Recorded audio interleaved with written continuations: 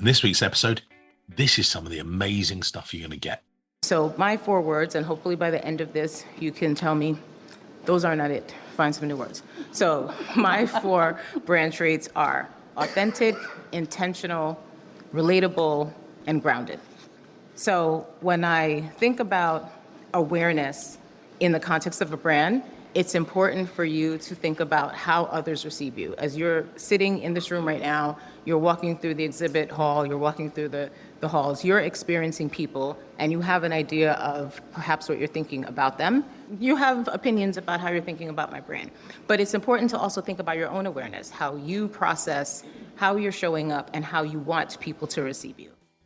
In terms of your career, I tell everyone on my team, you own your career. So learn to advocate for yourself. And I'll say this to the ladies specifically. Learn to advocate for yourselves. Speak up. Tell your leaders what you want.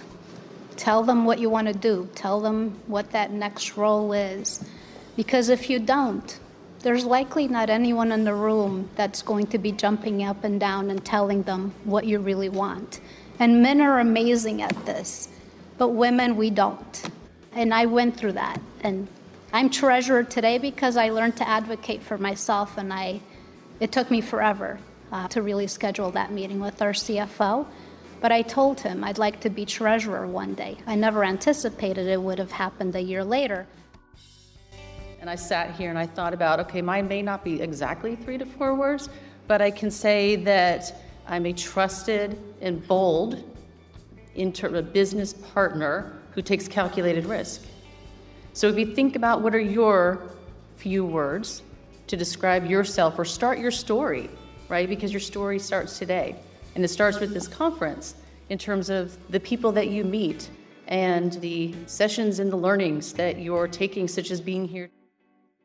Welcome to this week's Treasury Career Corner podcast, where each and every week I talk to treasurers about how they build their careers, where they are now, where they see both themselves and the treasury profession going to next. This week's show is another special one for you. In this amazing live session from AFP Boston in 2025, I interview 3 incredible treasurers. I talk to Meredith Vance, Senior Vice President and Global Treasurer at NTT Data, Sandra Ramos Alves, Senior Vice President and Treasurer at Bristol Myers Squibb, and Summer Simmons, Associate VP Treasury at Victoria's Secret. I interview the 3 amazing ladies about how your technical skills might get you in the room, but it's your personal brand that keeps you top of mind after you walk out the room. This episode is an incredible masterclass in owning your brand, and it's taught about through the real life experiences of 3 amazing female treasurers. And that wasn't lost to me. It was amazing to share the stage with these 3 incredible women. Altogether, the 4 of us, we explored how authenticity, visibility, and how you need to make an effort to do the relationship building can turn these sometimes quiet technical professionals into influential leaders. And you're going to literally get that from this episode. So as I say, each and every week, let's get on with the episode. Thank you all for filling up the room, first of all. I'm going to ask for some energy, enthusiasm, and no phones. Oh, a few of you look nervous now, don't you? Yeah. Put your phones away, switch them to silent. Why don't you give the next hour to yourselves? Not to your work. Who else is doing it for you? Give it to your colleagues, they can do all this stuff. So, put them away. That's a couple of the house rules. I'm going to let my panellists introduce themselves in a moment. But first of all, we've got a clicker that works. Maybe it doesn't. And there we go. There's our technical team. There we go. That's better. Who am I? Mike Richards. I run the Treasury Recruitment Company. I tell you this because I've been a Treasury recruiter for 30 years. I'm not doing it as a sales pitch, I'm doing more to say why AFP have let me in this room. Also, I run a podcast, Treasury Career Corner. Started it 7 years ago, thought maybe we'd do 5 or 10 episodes. 400 episodes later, 450 treasurers, and I'm pleased to say all of the guests here today have all been on the podcast. You all need to give it a listen. You also get CTP credits for listening to it. So you listen to the episode, do a quick quiz, CTP credits. What could be better? So I'm going to let each of my guests introduce themselves, then we'll go into the main session. So firstly, over to Summer.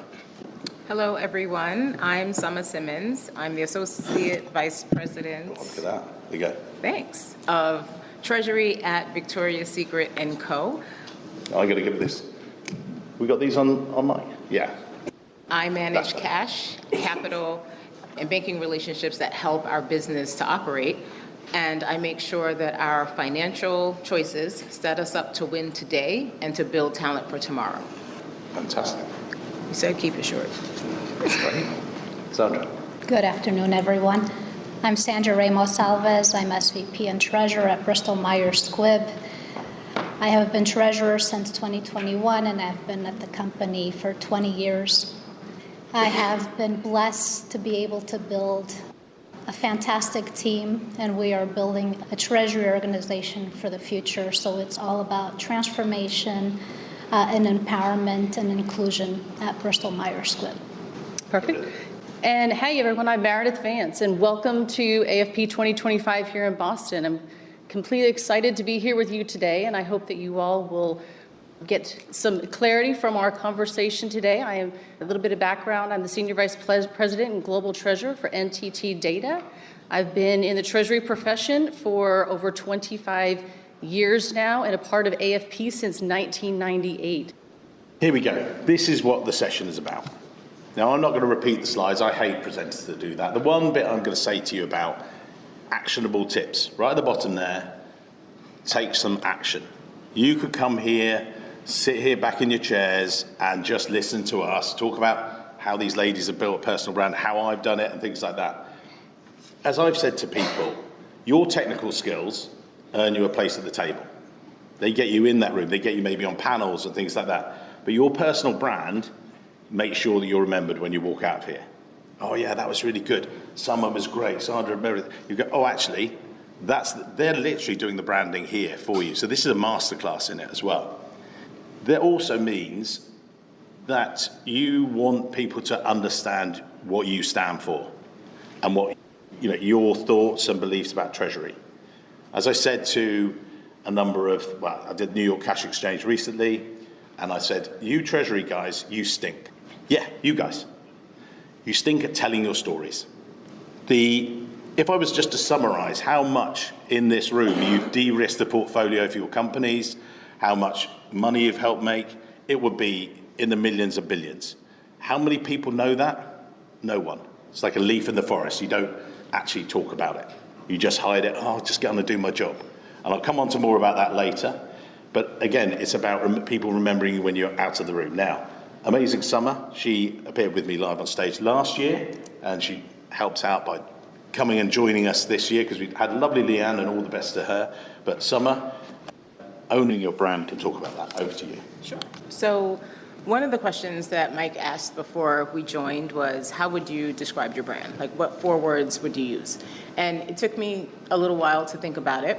And before I commit to it, I texted 5 or 6 people, and I said, if you had to describe me professionally in 3 words without thinking about it long, what would you come back with? And the reason why I did that, and I will share my words with you in a minute, is because it's fine for us to perceive our brands. It's fine for us to get on LinkedIn and say, this is who I am and this is what I do. But if other people don't experience you that way, that really isn't your brand. It's an aspiration, but it truly isn't how people receive you. And so my 4 words, and hopefully by the end of this, you can tell me those are not it. Find some new words. So my 4 brand traits are authentic, intentional, relatable, and grounded. So when I think about awareness in the context of a brand, it's important for you to think about how others receive you. As you're sitting in this room right now, you're walking through the exhibit hall, you're walking through the halls, you're experiencing people, and you have an idea of perhaps what you're thinking about them. We're on stage, you're absolutely sizing us up. You have opinions about how you're thinking about my brand. But it's important to also think about your own awareness, how you process, how you're showing up, and how you want people to receive you. Then there's this idea about alignment. if you make your list of how you want to show up and you send your text to a handful of people and there are gaps, figure out the gap, identify the gap, and ask yourself, is it a gap that I'm willing to fill, or am I okay just abandoning that part of the brand? How difficult is it to do that? How valuable is it to do that? And then there is accountability. Build the relationship you want in every room. When I think about AFP, I get overwhelmed by sitting on stage and sharing and being vulnerable. But I'm even more overwhelmed when I'm in the audience and I have all these opportunities to connect, and I'm like, nah, I'm just gonna scroll on my phone and wait for the program to start. I'm gonna be a spectator. Be thoughtful about building that brand in every moment. Even when you're a participant and you're in the audience, be super thoughtful about if someone were assessing you later on, how would they describe you in the time that they spent at a lunch table, at a breakfast event, or even in a row at a session. So for me, owning your brand really starts with awareness. We talked about that. Most of my opportunities that I've had professionally have not come because I went looking for them, and that includes my first role in Treasury. It came because somebody saw how I worked, how I operated, how I showed up in meetings, and they tapped me on the shoulder and said, hey, I've got this job. What do you think about it? Are you interested? And so I think that is incredibly important, to advocate for things that you're interested in, but also know that you're always auditioning for that next role. And that's how I think about a brand. Like, we are all auditioning for our next job, and how we're showing up is the difference between someone getting your resume from your network and going, oh no, I experienced her, we're good on that, or I really enjoyed her. I had no idea that she was open to moving to, I don't know, North Dakota. Let's give her a call and see how that goes. So I think it's important to be thoughtful about how you're showing up in the moment. The other thing I wanted to share here is, over time, and when you go to my LinkedIn, because you will if you haven't, you will learn that I'm a career adventurer. I don't get attached to a company. And in being a career adventurer, it is incredibly important to manage your brand. One benefit is you change jobs, you get to be a brand new you, right? You get to keep the things that work, and you get to work on the things that you wish you would have done in your previous company or role. But you also want to be thoughtful about those who have experienced you. Do they get to say you're version 2.0, or you're worse than you were at that first job? Like, you're just even less pleasant and even more unrefined. You don't want that type of feedback. So just be thoughtful about how you're showing up. Last but not least, your brand is not built online. How many people, by show of hands, has looked at a LinkedIn profile of someone that they actually worked with, and the way that they describe themselves in the about question, you're like, are you serious right now? Show of hands. Don't be that person. Don't do it. Be honest about who you are, be intentional about the brand that you're trying to build, and more importantly, be thoughtful about the reputation that you're creating in every moment that you're working. And I know that that sounds super daunting and overwhelming, but I do believe that our reputations precede us, and you only need one really crappy moment to ruin it, unless you've built enough trust and deposits with a large enough group of people that they'll say, I think she was having an off moment, let's give her a little bit of grace. So be thoughtful about how you're showing up. And finally, the last thing is, your reputation does travel faster than you do. So make sure that you're getting ahead of it and always being thoughtful. And sometimes it's as simple as, I have RBF, like I own it. Like my husband says all the time, if we didn't meet online, I would have never spoken to you in person, because you just don't have a come talk to me kind of face. But I say that all to say, just be thoughtful. It's easier to smile at somebody and create a brand of being approachable than it is for them to have to push through your RBF to learn that you're actually quite congenial, like myself. Allegedly. So don't worry. I'm just going to come back to, before I pass to Sandra and actually tell you a story, intentional. Now, I'm just going to come back to that. I intentionally got up on stage. I started to speak at various Windy City summits in Chicago, and I've done a number of years. And I was halfway through one of my speeches, and I could see the audience were going, yeah, yeah. And I talked to a couple of people. I've talked to Joel Campbell, who I've shared the stage with at previous AFPs. And I said to Joel one day, I said, I don't like public speaking. It's like, yeah, right, yeah, nice. But I hate this. This is out of my comfort zone. But I chose, for my business to grow, I had to engage with treasurers like this. I had to do the podcast. The podcast is easy. You sit in the shed and you have a cup of tea, have a great chat to ladies like this. But joking aside, I then did a Treasury Career Corner Live. We do these live events. I had these actually amazing two ladies sharing the stage, but with Sandra. And I said to Sandra, or she said to me actually, Mike, this is great. You got me out of my comfort zone. I'm talking in front of this room, 120 treasurers in New York. And yeah, famous last words. You feel for her now. So I picked up the phone. I said, Sandra, you said you need to get out of your comfort zone and be visible. Will you join my panel at AFP? Slight pause. Mike, I hate you. I think those are recorded words. I said, but you also love me in equal amount. She agreed, and then she begrudgingly said yes. Visibility for you guys, you can put your hand up and get on panels like this and everything else, but without further ado, I'm going to pass across to Sandra to explain her round. There you go. Thank you. Yes, I'm really excited to be here. I am incredibly out of my comfort zone. I do not like public speaking, but I am working on improving that. And this is a great opportunity, great practice. It's a safe space. And so in that respect, I would encourage everyone to do things like this when asked, because your peers, maybe they'll judge you, but maybe they won't, but maybe, you'll relate to the challenges. But in terms of my brand, I don't know that that's a brand, but I will say that I agree with Sama that your reputation does precede you. So be very careful and be very kind to everyone that you interact with in general. But in terms of your career, I tell everyone on my team, you own your career. So learn to advocate for yourself. And I'll say this to the ladies specifically. Learn to advocate for yourself. Speak up. Tell your leaders what you want. Tell them what you want to do. Tell them what that next role is. Because if you don't, there's likely not anyone in the room that's going to be jumping up and down and telling them what you really want. And men are amazing at this, but women, we don't. And I went through that. And I'm treasurer today because I learned to advocate for myself, and it took me forever to really schedule that meeting with our CFO. But I told him I'd like to be treasurer one day. I never anticipated it would have happened a year later. So thank God I did, because I may not be sitting here today. But also develop the skill set when you're advocating for yourself, and this goes for everyone. Don't whine, don't complain, talk about your value. What have you delivered? What can you deliver more for the organization? Because it's really about results at the end of the day and ensuring that your leadership trusts you. So if you don't have a foundation of integrity, that's probably going to be a non-starter. So focus on always doing the right thing for the organization, and it will be seen through by everyone around you. Be authentic. I mean, that's what it comes down to. So authenticity brings trust. Trust breeds results. And in the end, the results will hopefully deliver career growth for you. What else can I say? Be visible. Show up. Show up for your team. Show up for yourself. Really, that's the most important thing.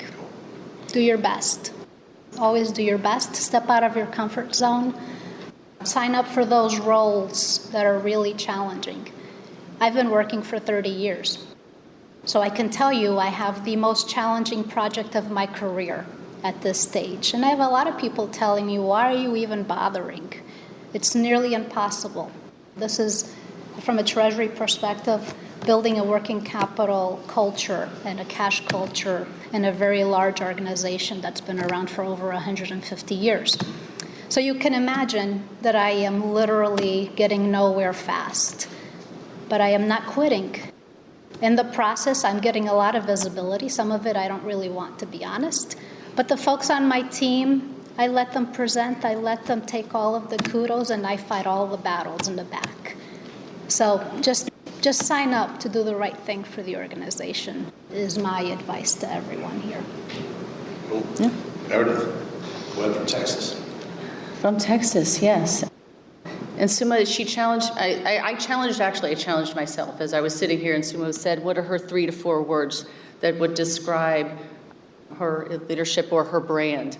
And I sat here and I thought about, okay, mine may not be exactly 3 to 4 words, but I can say that I'm a trusted and bold a business partner who takes calculated risk. So if you think about what are your few words to describe yourself or start your story, right? Because your story starts today.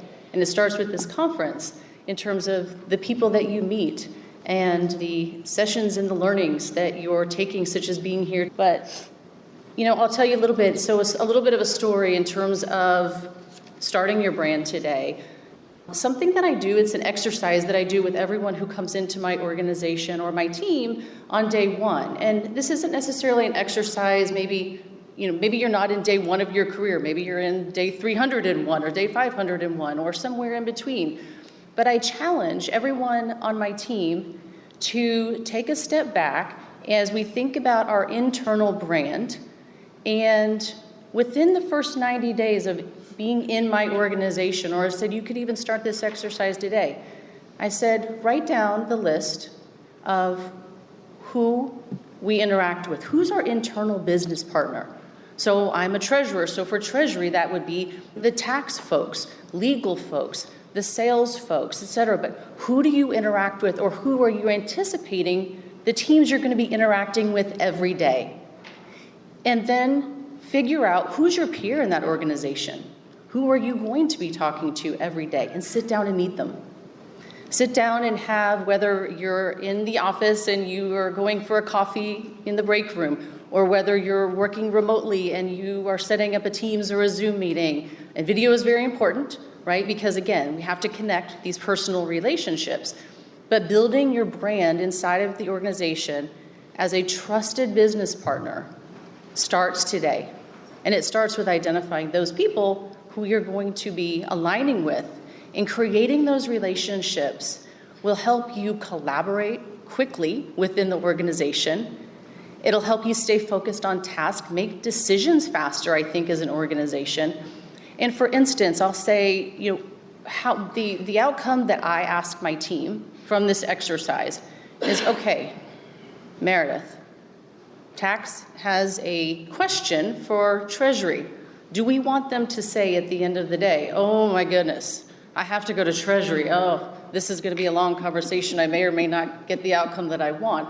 Or do you want the narrative to be written as, I'm going to go talk to Treasury today. I know that we're going to come up with some really collaborative, really cool, unique solutions because I know that Treasury is my trusted partner in the organization. And I know them over the 20-minute coffee that we had the other day. I'm starting to get to know them. Or now that we're collaborating together, we're getting to know each other and getting to know our objectives within the organization. What's driving Treasury versus tax? How do we meet in the middle? Or how do we devise outcomes that are achievable for both of us? But I think that exercise has been really important for me. It's been important for my team, for the new folks that come on my team. And I actually continue to do that today, identifying if somebody comes in new to the organization in the legal team, I want to get to know them because I know that our paths are going to cross, and I know that I want them to perceive not only myself as I brand, but my team as a trusted business partner. Thank you. So I've had to work on my personal brand in recent years. I had a business coach, and she said to me, Mike, you need to tell people the stories that you hear from Treasury professionals. And I was a bit nervous about doing it. She said, right, take one bit of advice, put it in a newsletter, which I now do every week. And I've done it for like 40 weeks in a row. And then we do a mini video on a Friday. And it's just about that. Now, one of the stories relates directly to what Meredith talked about, because you guys are going, yeah, but she's the global treasurer of NTT Data. She picks up the phone. They all say yes. The fact is, what I had was some feedback from a treasurer, because he had a treasury associate in his team. He said, look, I'm wanting to build my brand, but I'm like an associate. Some of you guys might be at that level. And what he did, he said, go and have a coffee, go and invite these guys. Here's my card. Go to the canteen and invite some guys for a coffee in different teams. Brilliant. He got there about 10 weeks later, came back and said, how's it going? He said, well, it's going all right. It's not going that much, quick. He said, well, how many coffees have you had? Well, I've had 3 over 10 weeks. He went, drink more coffee. what he did was every week he went and did this. And actually, in a word of a lie, it was like 18 months into his job, he moved to the CEO's office, because this kid knew everyone, because he'd actually made the effort to build an internal network, because he got and you went to this guy, Mark, and said, Mark, what do we do about this? Oh, you know this person. Can you introduce? He was down here starting his Treasury career. So that's one of the things for you guys. Now, the other bit, so there you go, the reputation. This is, your profile shows what you've done, but your brand, as I said earlier, shapes what people remember about you.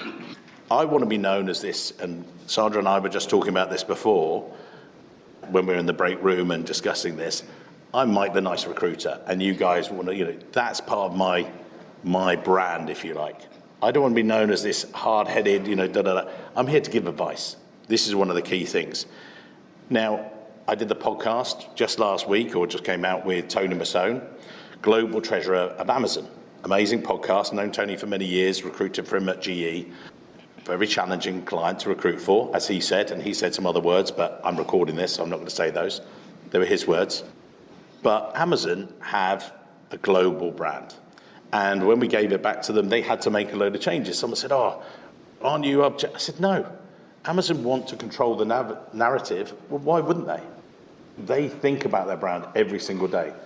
Everyone talks about Bezos, what people think about you when you're not in the room. So you guys need to think about that. We said this last year, actually. We did a session about networking, Summer and I. We had, the power of networking, AFP 2024. That wasn't what we had as a working title. The things, what not to do at AFP. We were saying to half of the room, and actually I can do that exercise, we'll do it now. So, how many of you have been here at least 5 or 6 times in the past few years? Fantastic.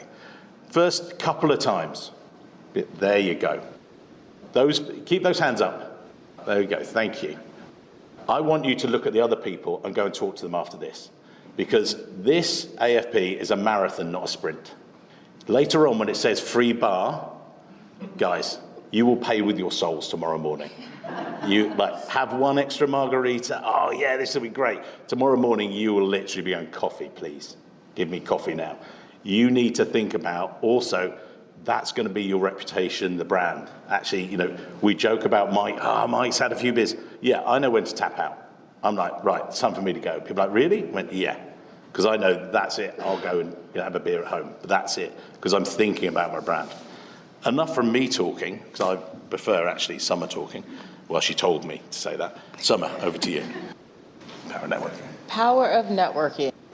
I think about networking as, it's not a side hustle, right? It's not something that you do as an afterthought. It is incredibly intentional. So I told you that I'm a career adventurer. So when I start a new company, one of the first things that I do after meeting with my team, similar to Meredith, I try to figure out who my key stakeholders are. And my first meeting with them is not about how we work together. It's how long have you been here? What's your story? What keeps you up at night? Why have you been with the company for so long? Like, wanting to get to know who these individuals are. And in the midst of getting to know who they are, people tend to share what they like and what they don't like. So things like, my pet peeve is when people cancel a meeting 2 minutes before it's about to start. Noted. What my other pet peeve is? And then they just go down this list of things that they hate. And it's data. And it's really helpful data. And in engaging with these individuals in this way, when it's time to do the work, now we can get to the work of the work, but we have a relationship. We are now talking about things outside of the day job. And more importantly, if you need a favor or something comes up last minute and you're having to reach out to your friends in tax, it's not the, oh Lord, here comes Summer from Treasury. She only calls when she wants something. And sometimes they might not even take the call. They might just send you the email or leave you unread. And I think the importance of networking is when it's authentic, and when it's sincere, and when it's genuine. It is not networking for the sake of it. Like, we all are going to spend a lot of time kiki-keying later on, and we know we're never going to talk to the person again. But when it's a relationship that you really want to curate and cultivate, you want to be authentic, and you want to be sincere, and you want to make sure that if and when you need something from that person or they need something from you, you are reliable. And they know if they ask their direct report, to call Sandra or to call Meredith or to call Mike, the other person is going to pick up the phone because your network is strong and your reputation is even stronger. A couple of years ago, I started a new company, surprise, surprise, and there was something that we needed to get done, and our current bank group was unable to do it or unwilling to do it. And so I went through my cell phone and I was like, hey, we don't bank with this bank, but I'm going to call them and I'm going to ask them. That was my network. The person took the call, not because there was a sales transaction on the other side of it. They didn't know that there would be, but there was relationship. We kept in touch over the years that I'd been on my adventures. And we were able to solve the problem that had come up. I think the other piece of networking that's important to remember is that it solves for problems that a system or a process cannot manage. Networking is all about relationship, and everyone in this room that is a practitioner knows that 30% of our time is spent talking to vendors and bankers, right? And a lot of what we need is on the other side of the conversation, and more importantly, it is outside of our organization. So the relationships that we have with our peers, being able to shoot a quick text to Sandra and be like, hey, I got this hedging question. I'm just having a brain fart moment and I can't figure this out. Can you talk? If she's not super busy trying to figure out the world's hardest problem, she will probably pick up the phone and say, hey, Sam, I got 5 minutes, use it wisely. But that's your network. It is not how many index cards and business cards you can collect while you're at a conference. It is establishing sincere relationships that when you need something or someone needs to rely on you, you are someone that can be counted on, you can repay the favor, and you can navigate your life and your career in a meaningful way because everybody that is in your network is solid. The reason why they call it a network is because it's a net, and the tighter the net, the better you're going to be able to catch whatever it is that you're trying to catch. So really be thoughtful about not just getting to 5,000 followers on LinkedIn, but do you have a relationship and a connection with people that you consider to be your network, and would they describe you the same way? And I'm going to pass to Sandra, but one of the ways I can illustrate that firsthand was we had a slightly different panel on Thursday. Leanne had to pull out from, she, for various reasons, and the fact was, we wish her well, but then she said, right, I said, well, actually, it's going to be fine, we're going to have the great panel. I just picked up the phone to someone and said, hey, can you do me a favor? She said, no. I said, right, I've got the pictures. And she then said, yes, okay, because she's seen that. Yeah. But joking aside, it was the power of that network. Just saying, look, can you give me a hand and everything else? Now, I know, Sandra, you and I talked about the power of your network with some of the banking partners, which we touched on here, or over to you. Yes, so it's also about being strategic and helping you do your job sometimes. It's not just about building the network for the next role, for that next promotion. Sometimes it's how to be really effective in your current role and how to get things done. So I spend a lot of time talking to the peer treasurers in the pharma organizations, and I've developed really good relationships, and I spot one back there. So thanks for the support.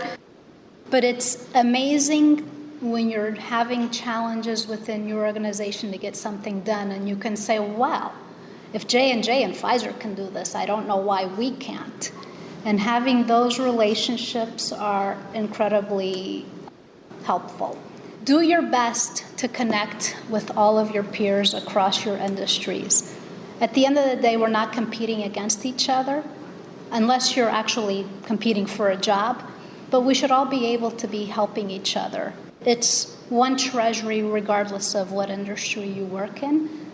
So just, people are open. People love to share what they're doing, and they will share and they will help you, and in return you will do the same.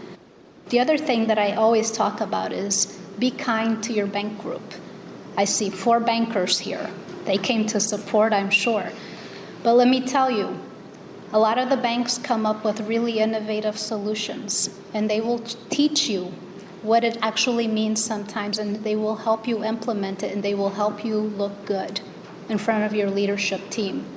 The other thing is they can help build or destroy a career. They're human beings just like us. They have feelings. Be nice, be kind.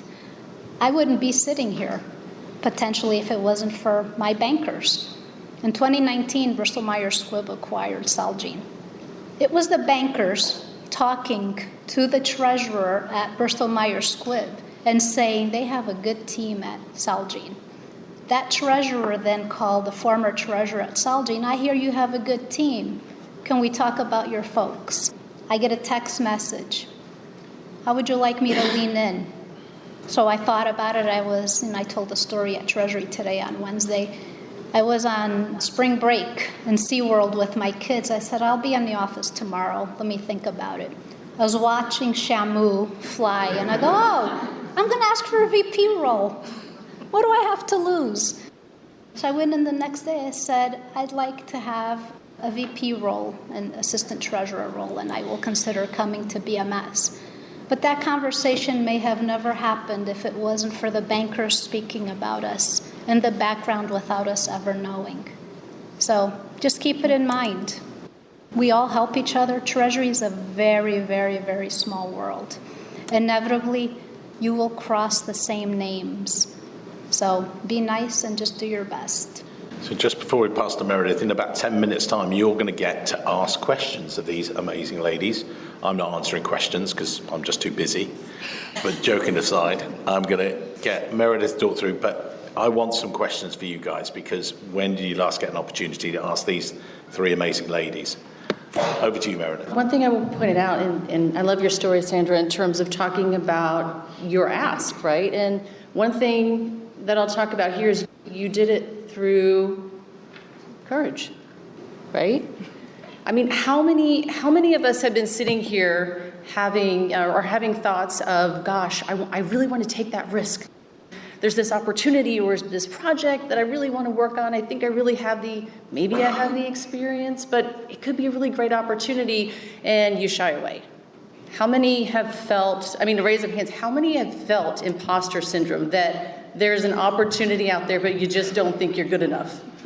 I can't tell you how many times in my career where there's been an opportunity that's been presented to me to take a different role or move to another company at a greater role, and thinking to myself, gosh, Meredith, are you ready for that?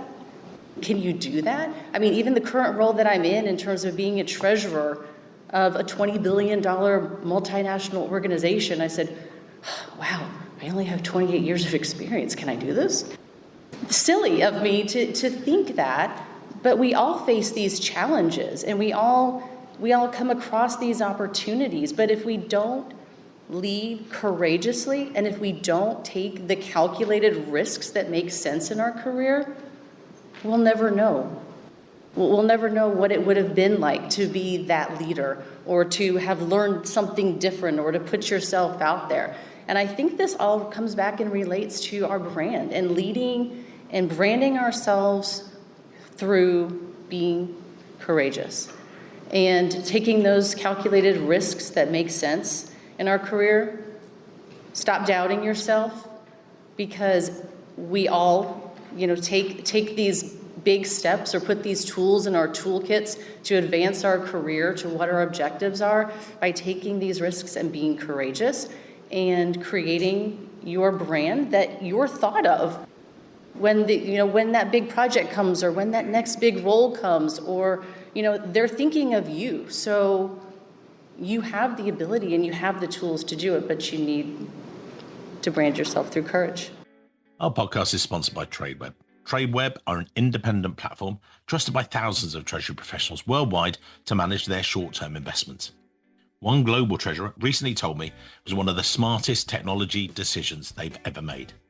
No license fees, rapid setup, and tangible returns. If you're looking for a smarter, simpler way to manage your liquidity, then head over to our partners page, treasuryrecruitment.com/partners, find out much, much more. Now let's get back to the episode. So I said earlier, actionable tips. So these are some practical tips. Having that strong LinkedIn headline, but sharing achievements, insights, lessons you've learned. When you get back to the office in a couple of days' time, sit down with your team, sit down with your colleagues and say, I picked up this tip, or share it around. You're really good at doing that, so embrace it as well. One of the other tips there is there are some very questionable LinkedIn photos out there. There are some very good ones out there. They do have a studio here. If you're looking at it and people laugh and say, this is my LinkedIn profile, and they laugh, that's the time to visit the studio here. But joking aside, again, I got asked by one of the audience members in New York, and they said, look, but what's the difference between humble bragging or bragging and achievements? I said, well, you've answered your own question. If you think you're stepping into that, oh, look at me, aren't I great, then you're bragging.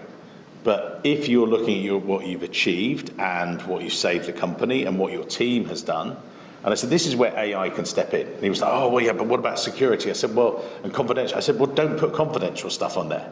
You're answering your own questions. I mean, I didn't really need to be there. But I said to him, look, you can put it in there. This is what I've done with the team. This is what I've done. This is what I've achieved this month, this week.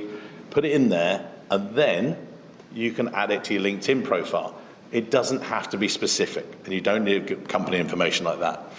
Offline, there are a host of different AFP chapters and things across the country. Put your hand up, see if you can help out, see if you can mentor. You've got your internal, external. When you, as I said earlier, when you go back to your team, you can actually say, hey, I learned this. Should we just have a discussion about it? Should we have a coffee about it? More coffee. That preparation and polish as well, you can build your own advisors internally. So you can have champions for yourself, your boss, your colleagues and things. They will help you as well. So we're going to go to Q&A in a moment. The other couple of, here we go, practical. Just have a think. Now, obviously some are prepared for this, and I said, look, what are the 4 words? But think about for you guys. Have a think, once you've gone out here later on, what are the 3 words that you would want people to say about you, or you would want them to think about? What do you want to be known for? And that's not speed drinking or having the beers and having a bit of a laugh. Oh yeah, he was really good. No, but actually, what do you want your brand to be to people out there? Now, the 30 seconds, in fact, Sandra and I were just talking about this before as well. What we don't want, when you come up and talk to me, or when you're mingling around for the mixer later, I don't want you, hey, Bob, I'm the treasury manager at XYZ. I don't care. What did you do, Bob? Go up to them and say, we implemented this solution and we've saved this much. Oh, hang on, that's a conversation starter. Short elevator pitch, the time it takes, so people then want to engage with you because you're interesting. You guys are interesting. I promise you, I talk to you all day long. So, quick Q&A. So let's get some questions, please. Sorry, Mike, can I add something real quick? Yeah, Something that came to my mind as you were talking about storytelling too, and I don't know if I had a chance to share it, but storytelling is so important in terms of how you create your brand. And I'll give you a really good example. So I was presenting to some finance folks, some weren't finance folks, and I had to give a presentation on debt management. Now, the finance folks in the room completely would have understood all the graphs and pie charts and everything that I was putting up there and the numbers and everything behind it. But I knew when I was talking who my audience was that there were folks in the room that weren't going to understand that and probably were going to tune out in the first 10 seconds that I started my conversation. So I had to understand my audience, and I had to tell a story. And the story that I told about debt management wasn't rambling off the numbers on the page. Each page had a purpose, and it had a message, and it wasn't necessarily just the data. It was the story behind it. And I think that's really important as you're creating your own brand. Tell your story.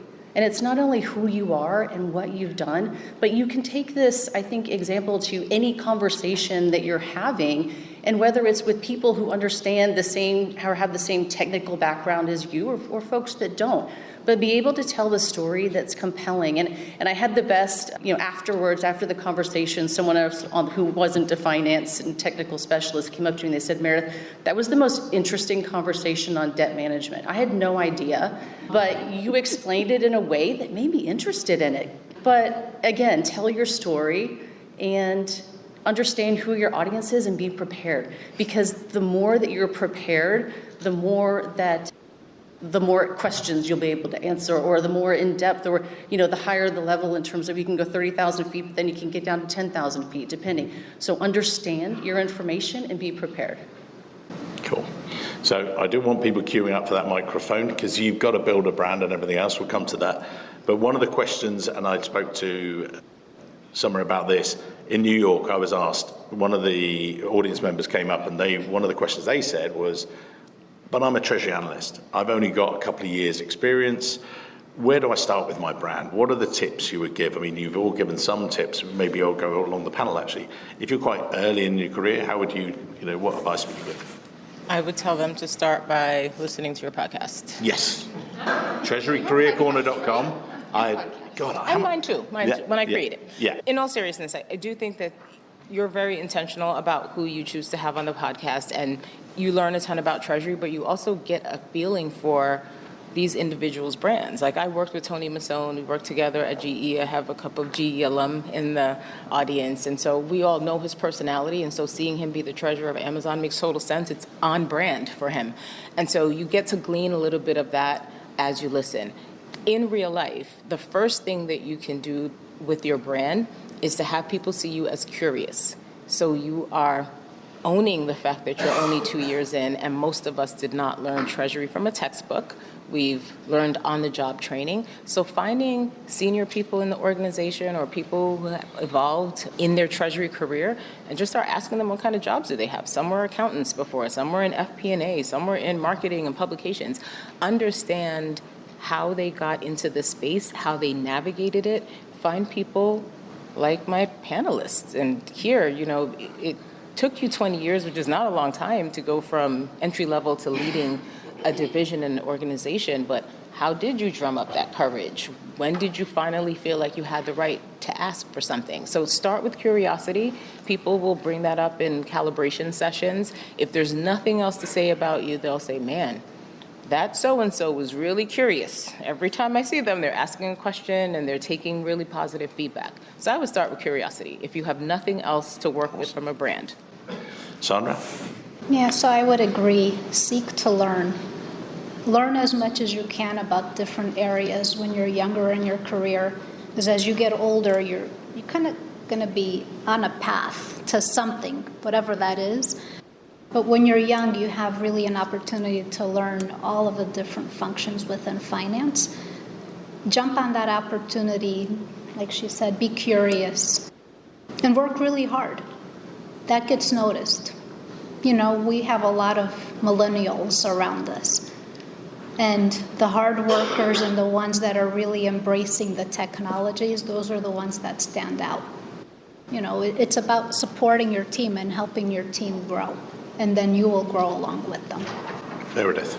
I think I would end the way that I started in terms of thinking about those few words that describe, I would say, most definitely a trusted, the key word is a trusted business partner to your internal and folks that you know internally and externally.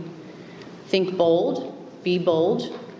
Like I said, I agree with curiosity, be curious, and take those calculated risks and take them now. Cool.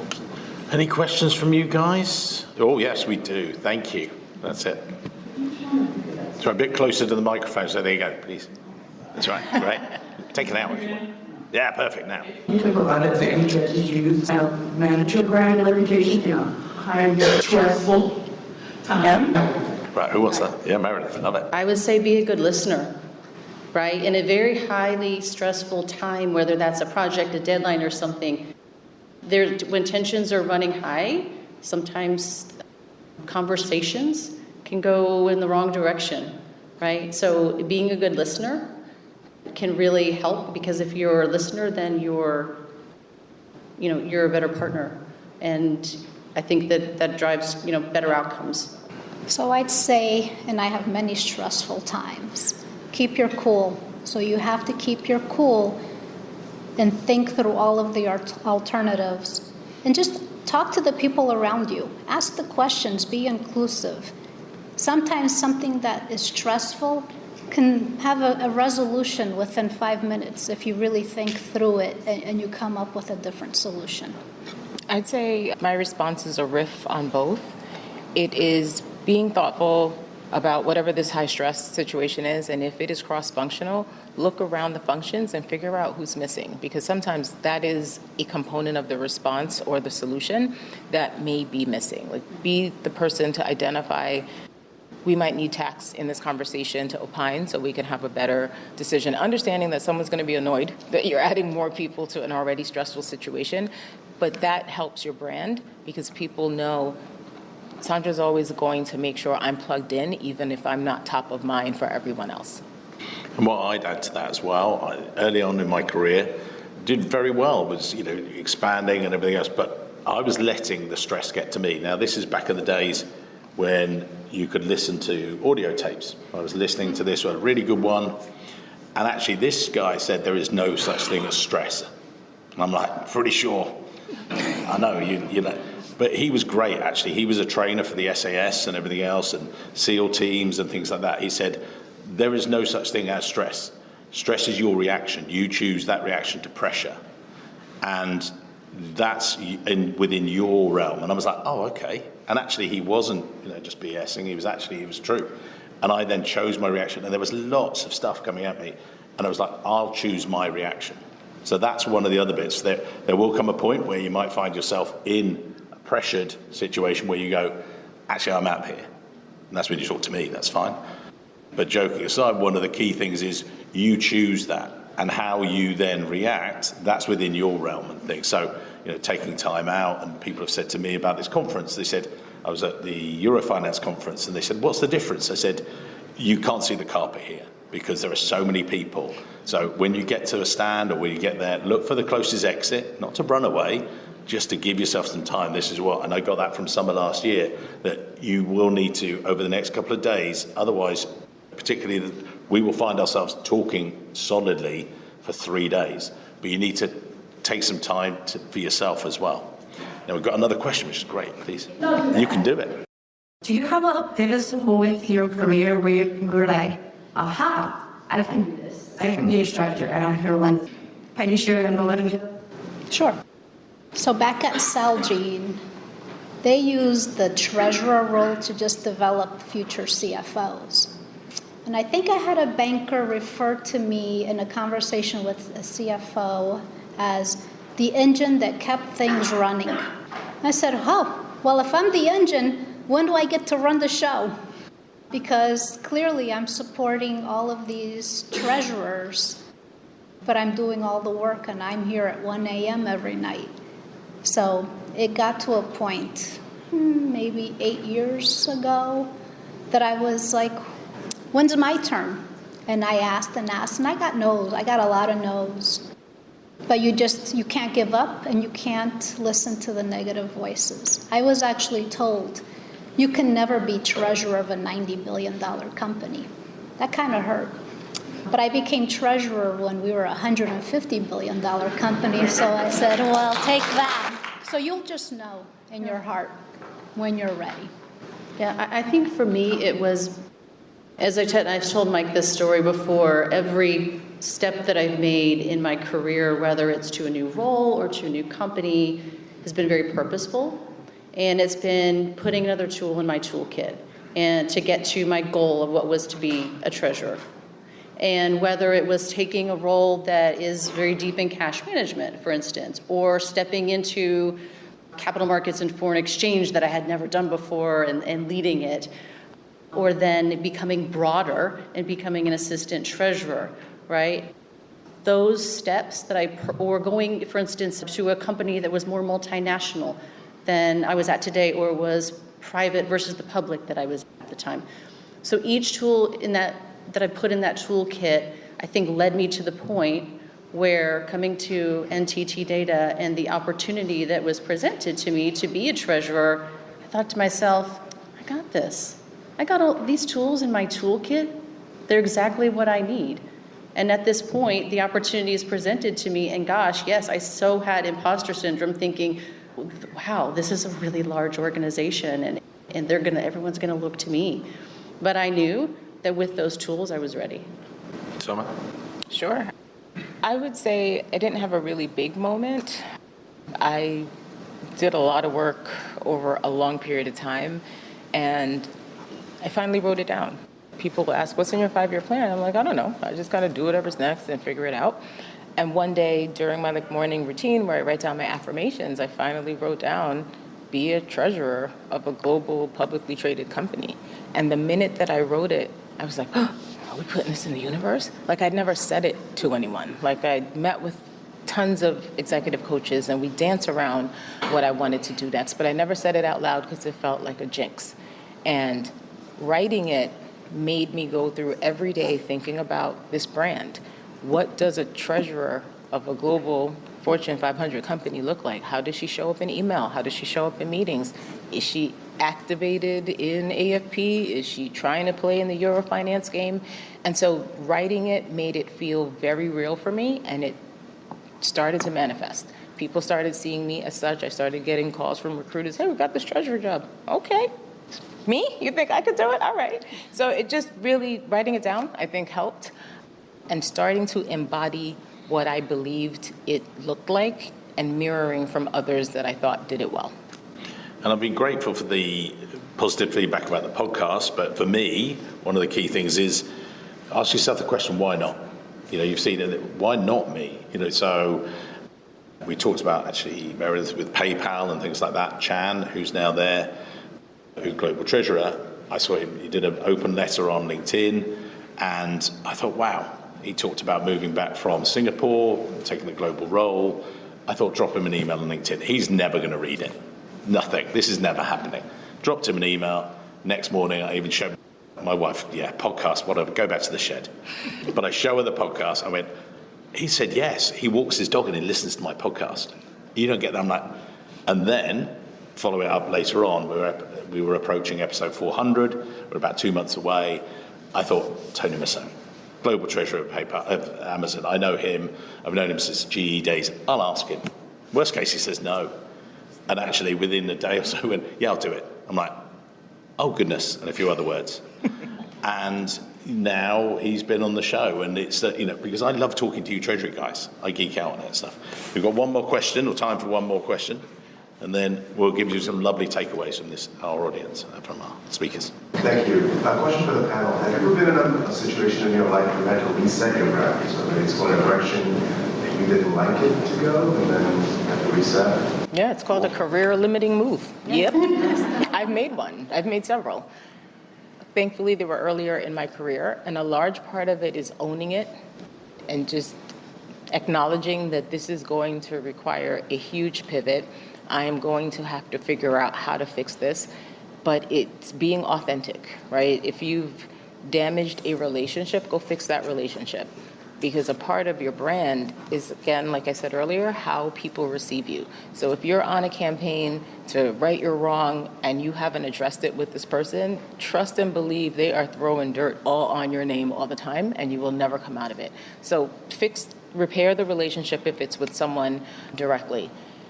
If it's broader than that, and you check in with your cabinet, like whoever you see as your trusted advisors, especially at the company, and they say to you, hey, the culture here doesn't really respond to this well, you gotta go find another job.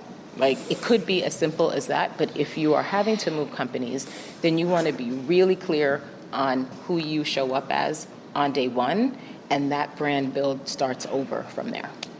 There's a lot in between those two scenarios, but I don't know how dire the straits are.